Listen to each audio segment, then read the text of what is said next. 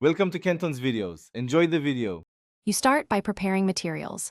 Cut 10 strips and gather a pipe cleaner, scissors, ruler, and lighter. This saves time later. Make a small center fold and pinch it to mark the midpoint. Next, form the first loop by bringing one end back toward the center and hold it tight. This establishes tension for neater loops. Once done, repeat on the opposite side so you have two balanced starting loops. Make sure to keep the crease sharp so loops sit evenly.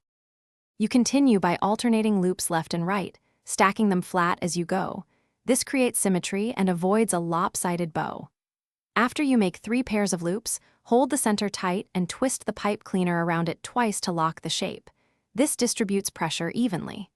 Then flare the loops outward and trim excess mesh. If edges ravel, carefully heat seal them with a lighter so the weave stays intact. Make sure the center twist is snug, but not flattening the loops. You finish by fluffing each loop individually. Pull the mesh gently toward the center to create volume and even curves. Then add tails or attach the bow to a wreath or gift with extra pipe cleaner or floral wire, wrapping tightly for a secure hold.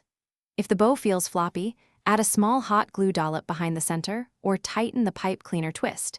This fixes structural weakness without changing appearance. Finally, trim any uneven tails. Thanks for watching. Consider subscribing if we helped you.